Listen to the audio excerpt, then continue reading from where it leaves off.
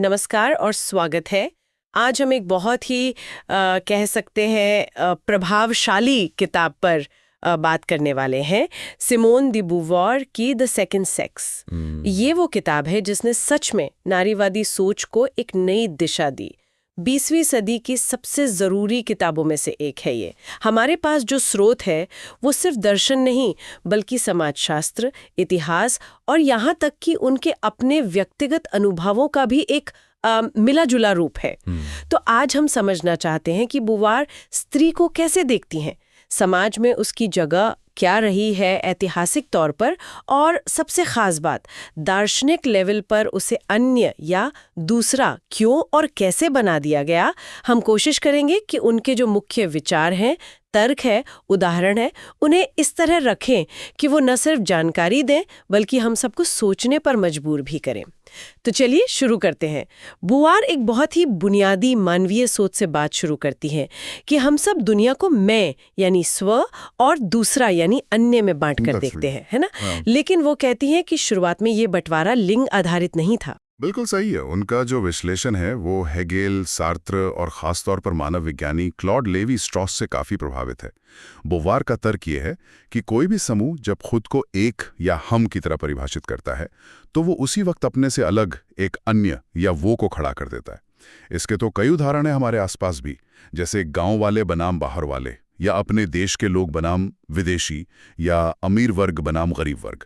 Levi Strauss तो मानते थे कि इंसान का सभ्यता की तरफ बढ़ना ही इसी काबिलियत पर टिका है कि हम रिश्तों को विरोधों या जोड़ों में सोच सकें, जैसे अच्छा बुरा, दिन रात।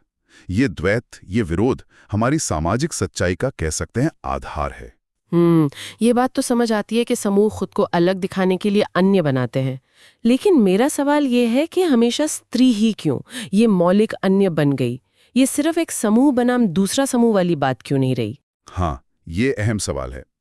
बुवार इसके लिए पुराने आदिम समाजों की जो जैविक और आर्थिक परिस्थितियां थीं, उन्हें जिम्मेदार ठहराती हैं।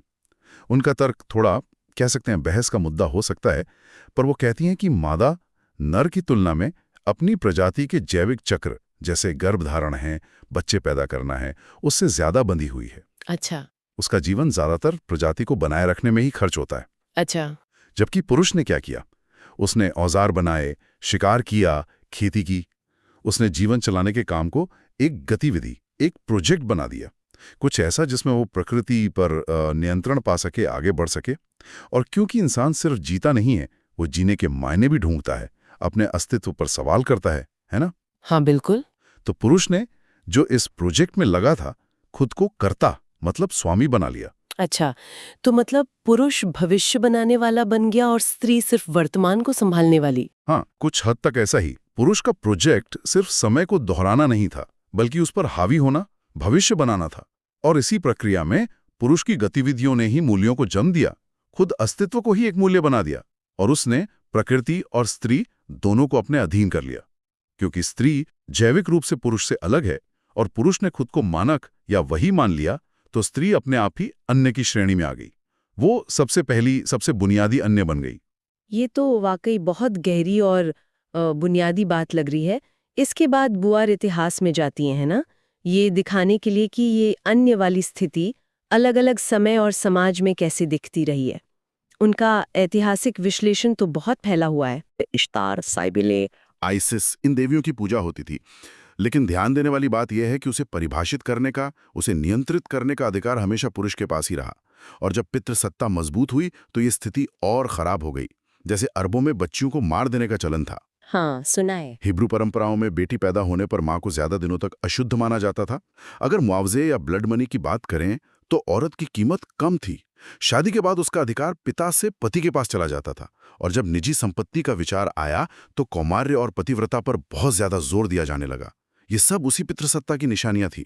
ये देखना कितना दिलचस्प है कि चाहे देवी बनाकर पूज रहे हो या मार रहे हो, परिभाषा हमेशा पुरुष ही तय कर रहा था।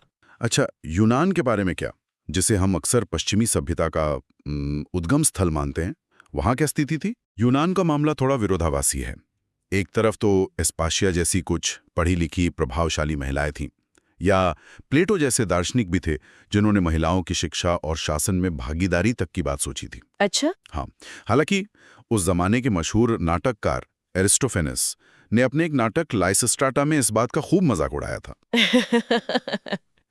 लेकिन दूसरी तरफ आम सोच तो यही थी कि औरत की सही जगह घर के अंदर है, जिसे गायनेशियम कहते थे।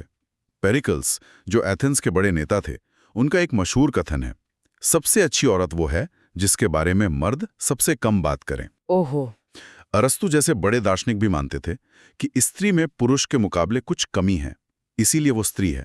और अगर आप उनका साहित्य देखें, हेसियोड से लेकर मेनांडर तक, तो उसमें औरतों के प्रति काफी कड़वाहट, मतलब स्त्री द्वेष भरा पड़ा है। एक कवि थे साइमोनिडीज, उन्होंने तो यहाँ तक लिख दिया कि औरतें सबसे बड़ी बुराई हैं जिसे भगवान ने बनाया है। बाप रे, यानी दर्शन और साहित्य भी उसी अन्य वाली सोच को ही मजबूत कर रहे थे।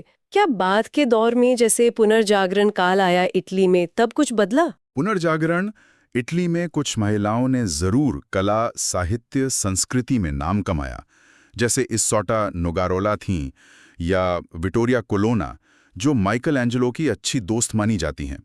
लेकिन बुवोआर इस तरफ भी इशारा करती हैं कि इनमें से कई महिलाएं ऊंचे तबके की थीं, दरबारी थीं, कॉर्टिजन्स, और उनकी जो आज़ादी थी वो अक्सर सामाजिक नियमों से बिल्कुल परे, यहाँ तक कि बेलगाम किस्म की थी, मतलब लाइसेंस जैसा था। इटली के रईस घरों और दरबारों की ऐसी महिलाओं के किस्से भरे पड़े हैं। फिर हाँ, कुछ रानियां भी हुईं, जैसे स्पेन की इसाबेला, इंग्लैंड की एलिजाबेथ प्रथम, रूस की कैथरीन द ग्रेट, जिन्होंने बहुत शानदार तरीके से शासन किया। पर बुवोआर कहती हैं कि उन्हें सत्ता इसलिए मिली क्योंकि उन्हें उनके लिंग से ऊपर उठकर एक शासक के तौर पे देखा गया। वो मर्द या औरत नहीं, बस शासक थीं। यही बात सेंट कैथरीन या सेंट टेरेसा जैसी जो धार्मिक हस्तियां थीं, उन पर भी लागू होती है। वो अपने लिंग की सीमाओं को लांघ गईं एक तरह से।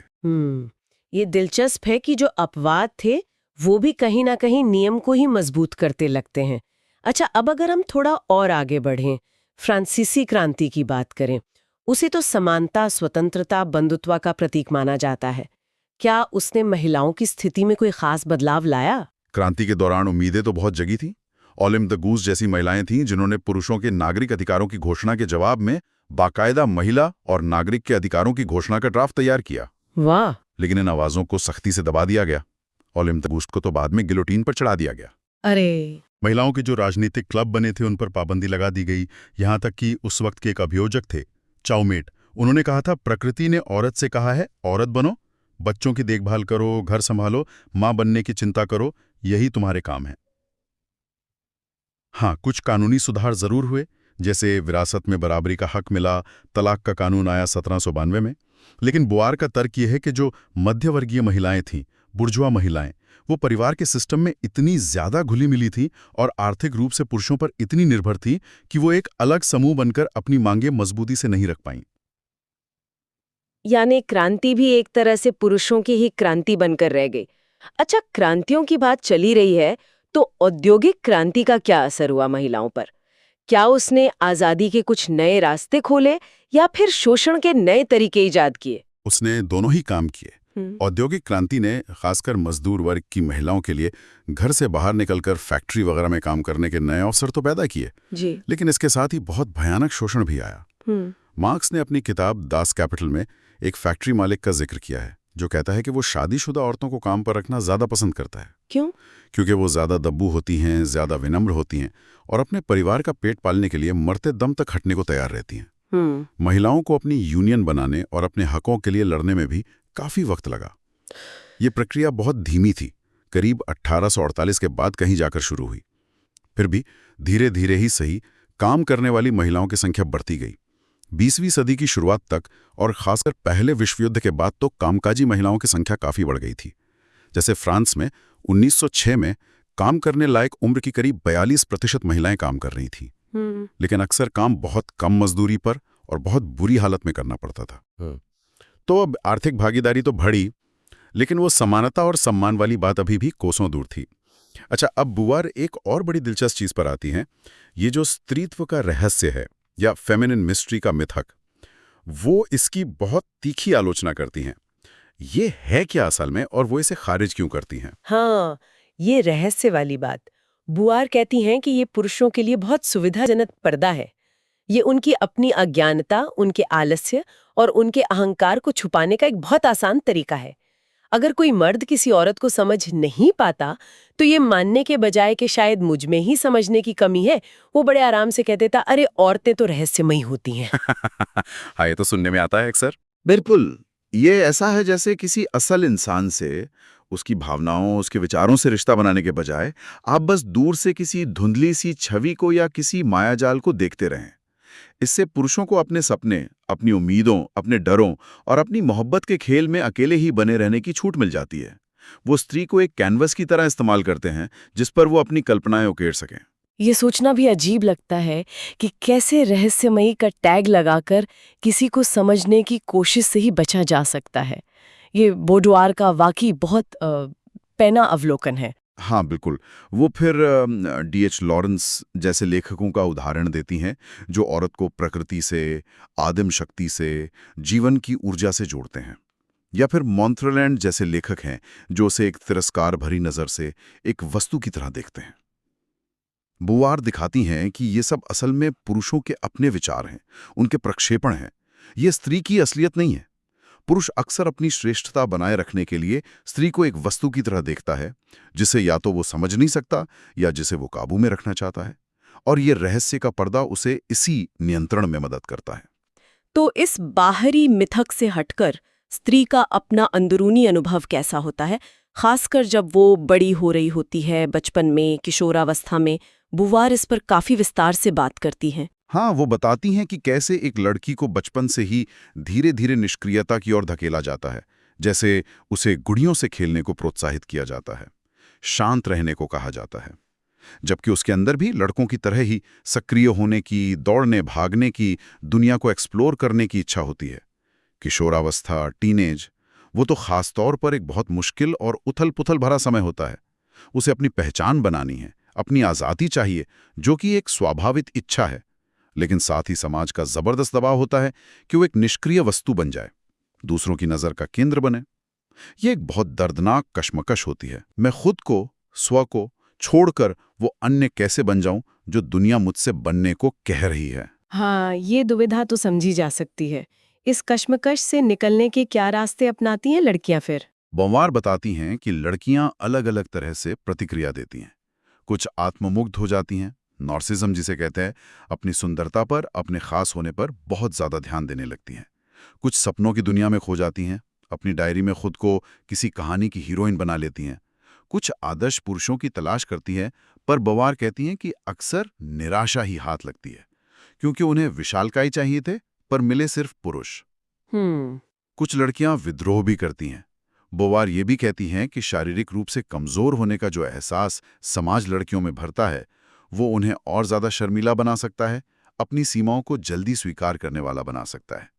जहां लड़कों को अपनी पहचान बनाने के लिए अक्सर बाहर की दुनिया में कुछ करने, आक्रामक होने का रास्ता मिलता है, वहीं लड़कियों को निष्क्रियता और अधीनता की ओर धकेला जाता है। और फिर आते हैं शादी और माँ बनने का अनुभव, जिन्हें अक्सर स्त्री जीवन की सबसे बड़ी उपलब्धि या सार्थकता माना जाता है। बुवार इन्हें कैसे देखती हैं? शादी को लेकर बुवार अक्सर मोहभंग यानी डिसिल्यूजन की बात करती हैं। उन्होंने टॉल्स्टॉय की पत्नी काउंटेस टॉल्स्टॉय की डायरी का जिक्र किया है कि कैसे शादी को लेकर उनका जो शुरुआती उत्साह था, वो धीरे धीरे निराशा और बोरियत में बदल गया। उन्हें लगा कि पति उन्हें समझते ही नहीं, प्यार नहीं करते और वो एक दूसरे के लिए बिल्कुल अजनबी हैं। बुवार का मानना है कि शादी में अक्सर पति पत्नी एक दूसरे के लिए अजनबी ही बने रहते हैं। और घर के काम के बारे में क्या? घर के काम उससे वो ग्रीक कहानी के सिसिफस के काम जैसा बताती हैं। सिसिफस को श्राप मिला था कि वो एक भारी पत्थर पहाड़ों पर चढ़ाएगा और जैसे ही वो ऊपर पहुंचेगा, पत्थर लुढ़ककर नीचे आ जाएगा और उसे फिर से वही करना होगा। अंतहीन बेमतलब का काम। सही मिसाल है। हाँ, रोज धूल पहुंचना, बर्तन धोना, कपड़े समेटना, ये कभी खत्म नहीं होता। इसमें कुछ नया नहीं बनता, कोई वास्तविक उपलब्धि नहीं होती, सिर्फ चीजों को जैसे का तैसा बनाए रखने का संघर्ष होता है। ये उस पुरुष प्रोजेक्ट से बिल्कुल अलग है जो कुछ नया बनाता है, जो भविष्य की तरफ देखता है। सिसिफस वाली बात तो बहुत ही सटीक लगती है। और मातृत्व, जिसे समाज स्त्री की सबसे बड़ी, सबसे पवित्र भूमिका मानता है। बुवार मातृत्व के इस महिमा मंडन की भी आलोचना करती हैं। वो तर्क देती हैं कि जिसे हम मातृवृत्ति या मिटरनल इंस्टिंक्ट कहते हैं, वो कोई कुदरती चीज नहीं है। ये ज्यादातर समाज द्वारा सिखाया गया व्यवहार और उम्मीदें हैं। वो इस विरोधाभास की तरफ भी इशारा करती हैं कि समाज एक तरफ तो औरतों को सार्वजनिक जीवन के लायक नहीं समझता, उन्हें तर्कहीन या ज्यादा भावुक मानता है, हाँ, लेकिन दूसरी तरफ उन्हें इंसान बनाने जैसा सबसे नाजुक, सबसे जिम्मेदारी वाला काम सौंप देता है। ये जो दोहरापन है, ये महिलाओं को भावनात्मक रूप से अस्थिर बना सकता है और इस बात का खतरा रहता है कि वे अपनी कुंठाएं, अपने अधूरे सपने कहीं अपने बच्चों पर ना थोप दें। ये सब सुनकर तो तस्वीर काफी निराशाजनक सी लगती है। इतने विश्लेषण के बाद क्या बुआर कोई उम्मीद की राह भी दिखाती हैं? आजादी कहाँ है, कैसे मिलेगी? हाँ बिल्कुल, वो स्वतंत्र स्त्री यानी इंडिपेंडेंट वुमन की संभावना पर और उसकी राह में आने वाली चुनौतियों पर बात करती हैं। खासकर ये संतुलन बनाना कि अपना करियर भी हो और समाज की नज़र में स्त्री भी बनी रहें, ये कितना मुश्किल हो सकता है। वो कहती हैं कि अभिनेत्रियों, नर्तकियों या गायिकाओं जैसी कुछ महिलाओं को शायद थोड़ी आसानी होती है, क्योंकि उनका जो पेशेवर काम है वो उनके स्त्री होने को, उनके शरीर, उनके आकर्षण को इस्तेमाल करता है, उसे नकारता नहीं। लेकिन जो महिला लेखक हैं या बुद्धिजीवी हैं, उनके लिए रास्ता ज़्यादा मुश्किल है। वो वर्जीना वोल्फ का हवाला देती हैं और कहती हैं कि महिलाओं को बाहरी सामाजिक बाधाओं और अपने अंदर के पूर्वाग्रहों से लड़ने में ही इतनी ताकत लगानी पड़ती है कि उनके पास अपनी जीत का पूरी तरह से फायदा उठाने के लिए या खुलकर बिना डरे अपनी बात कहने के लिए हिम्मत या ऊर्जा कम बचती है। वो अक्सर सच के दरवाजे पर आकर खिटक जाती हैं। पुराने झूठ को तोड़ने में ही उनकी सारी शक्ति लग जाती है। तो फिर रास्ता क्या है? मतलब बुआर का अंतिम निष्कर्ष क्या निकलता है? बुआर का निष्कर्ष काफी साफ है। वो मानती हैं कि सच्ची मुक्ति, सच्ची आज़ादी तभी संभव है जब स्त्री को पुरुष के बराबर आर्थिक, सामाजिक और सबसे ज्यादा जरूरी अस्तित्वगत स्वतंत्रता मिले, एग्जिस्टेंशियल फ्रीडम। उसे सिर्फ पुरुष के संदर्भ में, पुरुष के सापेक्ष अन्य की तरह परिभाषित ना किया जाए, बल्कि उसे अपने आप में एक पूर्ण, एक स्वतंत्र व्यक्ति माना जाए, एक सब्जेक्ट, ना कि सिर्फ ऑब्जेक्ट। वो कहती हैं कि सच्चा प्यार या प्रामाणिक रिश्ता भी तभी संभव है जब दो आज़ाद व्यक्ति एक दूसरे की आज़ादी को पहचानें और उसका सम्मान करें। जब तक समाज स्त्री को इस अजीब, अस्पष्ट और विरोधाभासी स्थिति में रखता है, जहां वो एक वस्तु भी है और एक कर्ता भी, स्व भी है और अन्य भी, तब तक स्त्री और पुरुष के बीच ये गलतफहमी, ये तनाव और ये संघर्ष बना ही रहेगा। तो ये थी सिमोन द बोवार की इस ऐतिहासिक किताब द सेकंड सेक्स के कुछ बहुत ही अहम पहलुओं पर हमारी आज की ये बातचीत। ये वाकई सिर्फ एक किताब नहीं है, बल्कि समाज, इतिहास, दर्शन और हमारे अपने होने के एहसास पर एक गहरा और सच कहूँ तो बेचैन कर देने वाला विचार है। ये दिखाता है कि कैसे स्त्री होने का ये पूरा विचार गढ़ा गया है और कैसे इसने न जाने कितनी अनगिनत जिंदगियों को शक्ल दी है और शायद अभी भी दे रहा है। बिल्कुल, और जैसा कि बुआर खुद भी कहती हैं, उनका विश्लेषण हमें सिर्फ लिंग के बारे में ही नहीं सोचने पर मजबूर करता, ये हमें उस पूरी प्रक्रिया के बारे में सोचने पर मजबूर करता है जिसके जरिए समाज में अन्य बनाए जाते हैं।